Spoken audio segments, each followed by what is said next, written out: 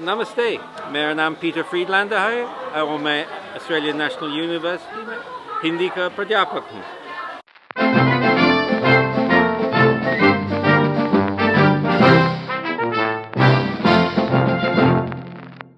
ये बहुत साल पहले की बात है कि स्कूल के बाद मैं ऐसे दुनिया में यात्रा करने के लिए निकल गया, दुनिया का भ्रमण करने के लिए। और जब मैं ऑस्ट्रेलिया की तरफ में आ रहा था, क्योंकि मैं इंग्लैंड से था, तो मैं भारत में रुक गया और वहाँ पर लगभग 15 साल आता जाता रहता। शुरू में 3 साल तक मैं भारत में था।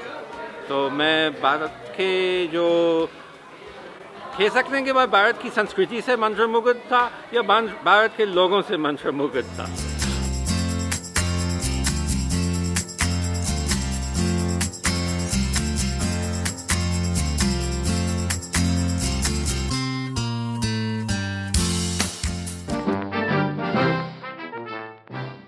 ऐसा है कि इंग्लिश में और हिंदी में हम अपनी भावनाएं को व्यक्त करना चाहते हैं, तो हम कहते हैं कि हम हिंदी में कुछ कहते हैं और अंग्रेज़ी में कुछ कहते हैं, लेकिन असल में हम दिल से सब कुछ कहते हैं। लेकिन भाषा उसको एक्सप्रेस करने के लिए होता है। तो आपकी जो क्वेश्चन है कि हिंदी और इंग्लिश की जो जैसे फ्रेजेस है, तो उसमें बड़ी रोचक बात है मेरे ख्याल से कि जैसे कि ऑस्ट्रेलिया में मैंने देखा कि नो वरीज, यही है कि कोई समस्या नहीं है, इस तरह की बातें होती हैं। लेकिन मेरे ख्याल से ठीक हो जाएगा।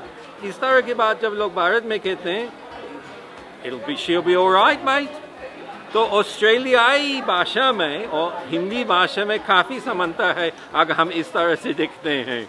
लेकिन देखिए, अगर मैं ऐसा आपसे कहता हूँ कि आपकी कमीज़ वगैरह कब तैयार हो जाए, तो हिंदी में अगर मैं कहता हूँ कि वो कल हो जाएगा, तो शायद उसका मतलब कुछ और है जो ऑस्ट्रेलिया में नहीं है। तो बगैर भाषा सीखकर तो कोई संस्कृति ठीक से नहीं समझ सकते हैं लोग। तो मेरे लिए खास बात है कि अगर लोग गहराई से भारतीय संस्कृति के बारे में सीखना चाहते हैं, तो उसके लिए ज़रूरी है कि वे भारत की किसी भी भाषा सीखें, चाहे हिंदी हो या कोई और भाषा हो। क्योंकि मैं मानता हूँ कि भारत के जो अंदरूनी बातें होती हैं, वो अपनी ही ज़ुबानों में होती हैं। मेरे ख्याल से भाषा का मतलब 2 होता है। एक है कि हम अपने विचार को व्यक्त करना चाहते हैं, तो ये सब एक्सप्रेशन के बारे में है।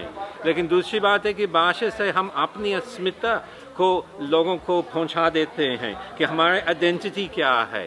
भाषा is all about identity, language is all about communication.